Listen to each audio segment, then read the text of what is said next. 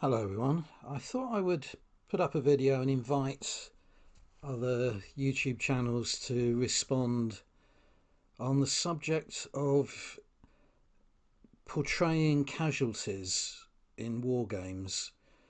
Now, recently I've been playing a few games uh, set in the Dark Ages with a set of rules called Brethren, and really enjoyed the games, really got immersed in the story that the games seem to tell. But it struck me the one thing that was lacking from it. I like the visual appeal of it immensely, but as the game progressed, figures were removed from the table and it left empty spaces on the tabletop. So I would have been um, much better off, really, having some way of actually depicting the fact that figures were being killed rather than running away from the table, running away from the fight. And there are quite a lot of um, figures in my collection for different periods that simply depict casualties and dead. Now, I wondered how other people dealt with this subject. Really, there are two separate things going on. One is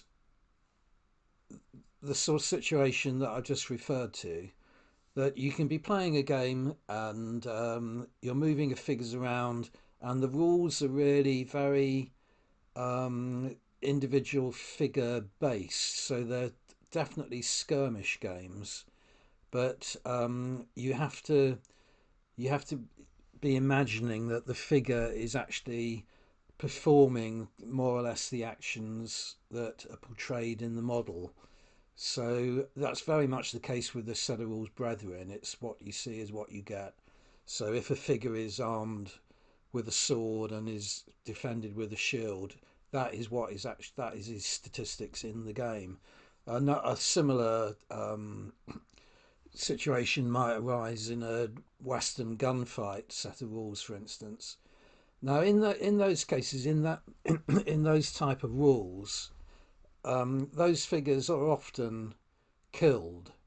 Um, if a Western gunfighter's shot dead in the middle of the street, do you just take the figure off and not replace it with anything, or would you prefer visually to have a model that you put down that depicts the dead or wounded figure? Um, I prefer to do the latter, but in the case of this Dark Age game, I simply didn't have sufficient casualties to represent all the dead and dying on the tabletop. Some of you might think that it's inappropriate to do that. Um, what are your feelings about that? As I say, I found these games really immersive, and you had a real sense of the sort of toe to toe type of fighting that occurred in the Dark Ages, but also occurred up to the era of gunpowder and so on, black powder. Fighting was at very close quarters in the main, and there was no way available to me to depict that the outcome of that violence on the table other than to um, take the figures off of the table.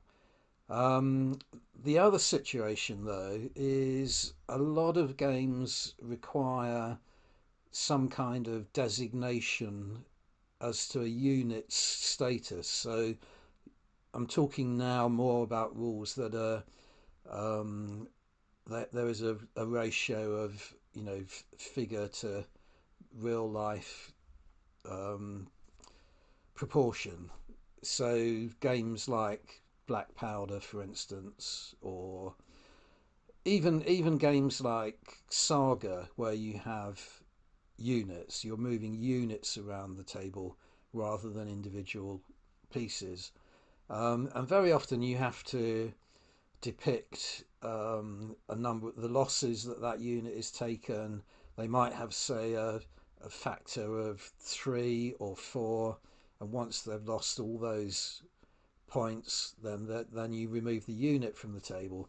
But in the meantime, you have to have some way of marking the unit so that you know it's beginning to suffer losses.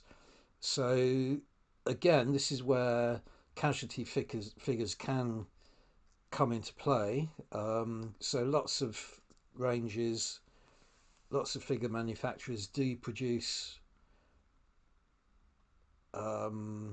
figures that are dead or dying or wounded, um, that you can paint up and put down on the table. Um, is it worth doing that?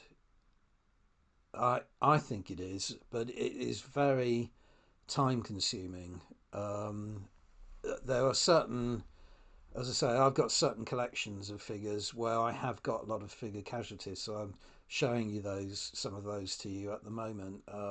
I've got lots of Hundred Years' War casualties, even though my Hundred Years' War armies are based up on in the sort of DBX standard of basing. They're not individually based, um, but I need markers to show unit status. So lots of rules do require some kind of marker, but some people find it's far much quicker and easier, and possibly um, more less sensational to just put a token down, some kind of fatigue token, or even a dice, even something like a micro dice or something like that, or have one casualty marker that's got a sort of turntable in it, so that it will have a changing figure basis on it that way, so that they haven't had to paint up vast numbers of dead figures. Because let's face it, those figures that you're spending time painting them, often you paint them up very carefully and paint them as well as you can, and yet they're not adding to the strength of your army. They're not getting you anywhere. They're not allowing you to put a stronger force down on the table or play with more figures. So it can be quite daunting.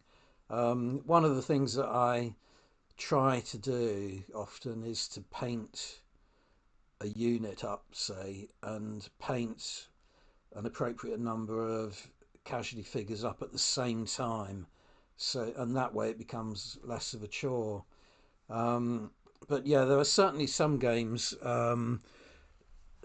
where the casualty markers become a part of the game. I mean, a very obvious one to me, because I like the rules so much, is AK-47, where you have to put casualty markers down on the table, and then they have an influence on the morale of units that are within a certain distance of those markers. So it is essential that you have casualty markers in the game of AK-47. But as I say, a lot of rules, say that visually it's it's a nice thing to do, but tokens work just as well. So just wanted to know, really, if any of you have feelings on that, what you do, and also put up some of your work. If you've got some figures that you're particularly pleased with or would like to showcase, then put them up in your response. Okay, I think that's everything I've got to say. Hope you enjoyed looking at the pictures that I've put up for you, and thanks for watching. See you on the next video. Bye for now.